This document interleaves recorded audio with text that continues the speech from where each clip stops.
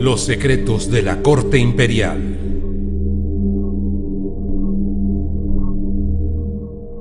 En los próximos minutos, usted será testigo de la componenda entre los magistrados de la Corte Interamericana de Derechos Humanos para condenar a Venezuela.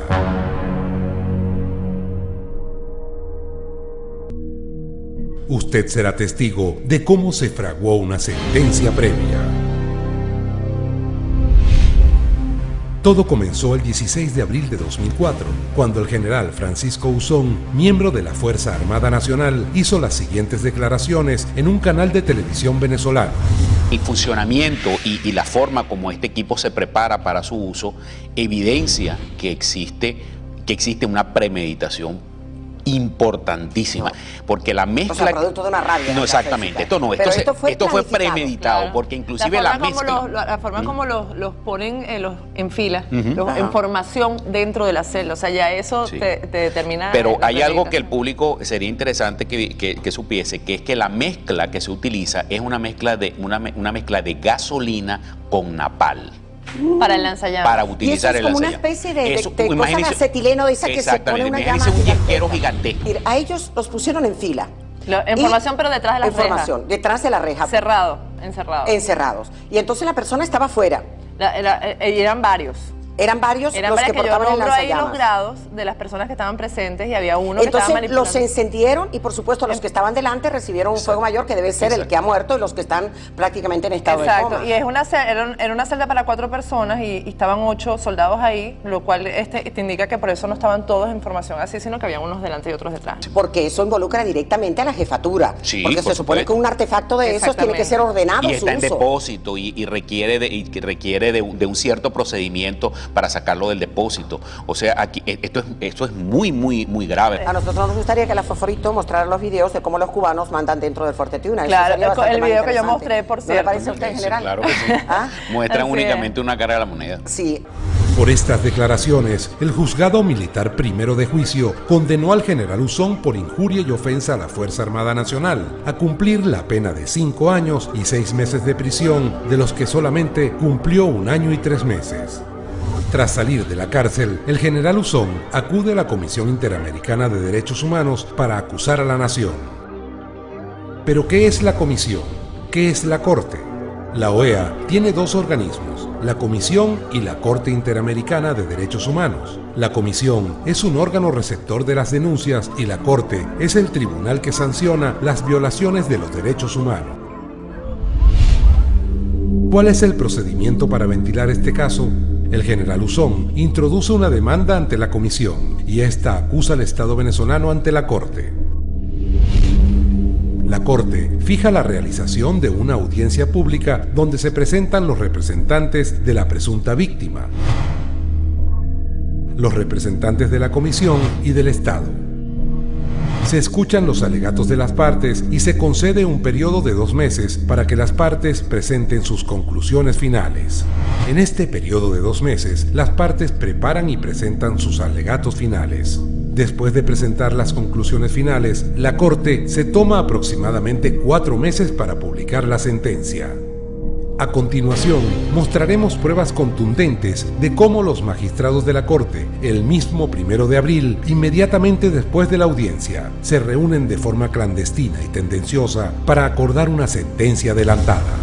Ojo, al señor general no lo sentenciaron por hasta donde yo sé, me corrige por favor, no lo sentenciaron por la convocatoria a la subversión, al levantamiento, al golpe del golpe, etc. No, sino por haber manifestado ciertas cosas a propósito de ciertas heridas que habían sufrido unos soldados, con motivo del manejo torpe o malicioso de un lanzallamas. Por eso lo condenaron. Entonces, yo creo que para evitar morder algún anzuelo, debiéramos alejar muy cuidadosamente de nuestro tema de consideración ese, porque no es la materia. A mí no me cabe dudas que la gente no puede andar por ahí haciendo convocatorias a la subversión y que esto deba ser saludado con beneplácito por la Corte. Esto no debe ser, pero no era el tema. No era el tema. Sí. El objetivo es sacar a Chávez. El referéndum revocatorio es el medio para. Si ese medio no funciona porque el régimen está cerrando todas las puertas de negociación, entonces entrarán los elementos y los factores y las estrategias de orden constitucional, porque seguirán siendo constitucionales, más no electorales y lamentablemente no pacíficas. Así, la Corte Interamericana de Derechos Humanos, la Corte del Imperio, firma su propia sentencia. Y solamente al final del alegato, el Estado empezó a invocar la situación golpista de este señor, de las periodistas, de no sé quiénes más y la malicia de la comisión, que constantemente tiene el dedo puesto sobre Venezuela. ¿Está admitiendo que la comisión actúa con malicia y tiene el dedo puesto sobre Venezuela? Por supuesto, y está demostrado, ya que solo en 8 años ha cursado insustancialmente 152 demandas contra Venezuela, mientras que entre los años 1977 a 1999, antes de la llegada de la Revolución Bolivariana, solo admitió 4 casos. Además, la estrategia continúa cuando vemos en los medios golpistas venezolanos cómo hacen llamados constantemente a que venga la complaciente Comisión Interamericana de Derechos Humanos, mediante el show permanente de huelgas de hambre. Estoy pidiendo que la Organización de Estados Americanos envíe la Comisión Interamericana de Derechos Humanos se pronuncie y del pronunciamiento de la Organización de Estados Americanos. Sí, la comisión tiene el dedo puesto sobre Venezuela, pero sigamos. Yo creo que es peligroso, Leonardo. Yo creo que podemos resbalarnos ahí e ir a un terreno al que no ha ido la comisión, al que no han ido los representantes y al que sí quiere llevarnos el Estado. Evidentemente, los magistrados son en extremo cuidadosos en no contradecir las acusaciones de la Comisión Interamericana de Derechos Humanos ni a los representantes de Uzón en este caso. ¿Estos magistrados son jueces o parte? ¿En qué temen resbalarse? Confiesan aquí los magistrados que hay un acuerdo entre la parte acusadora y la comisión, y entre la comisión y la corte. Los magistrados de la Corte Interamericana de Derechos Humanos están en contra de Venezuela. Los magistrados buscan un subterfugio legal, pretenden declarar la ilegalidad del tribunal militar que conoció el proceso y desprestigiar a la justicia militar venezolana. La presidenta de la Corte se pronuncia. El tribunal que jugó este señor era un tribunal incompetente. Y de ahí se deriva todo. De ahí se deriva que la libertad personal fue afectada porque la orden no emanó de un tribunal competente, etcétera, etcétera. El secretario dice que un militar en situación de retiro es un civil, lo cual es falso. Pensando, creo que una primera pregunta debemos responder que él es un civil, no es un militar aunque esté en retiro. Pero dejemos al propio general Francisco Uzón que nos aclare esta duda. Coincidencialmente yo soy oficial de ingeniería. De acuerdo a la legislación venezolana, es exactamente eso, un militar en situación de retiro que sigue perteneciendo a la fuerza. ¿Dónde reside la trampa? La Corte redacta una sentencia el mismo día de la audiencia pública. No espera que las partes preparen sus conclusiones finales. No espera los 2 meses que la misma Corte estableció. Tampoco se toma los 4 meses para preparar la publicación de la sentencia. Por si esto fuera poco, la grabación demuestra cómo la Comisión y la Corte están confabuladas para condenar a Venezuela.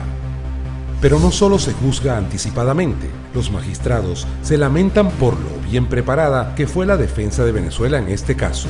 En segundo lugar, me llamó la atención enormemente el grado de preparación del Estado para la defensa de este caso. Resienten que se los obligue a trabajar y a buscar argumentos rebuscados para construir la decisión contra Venezuela.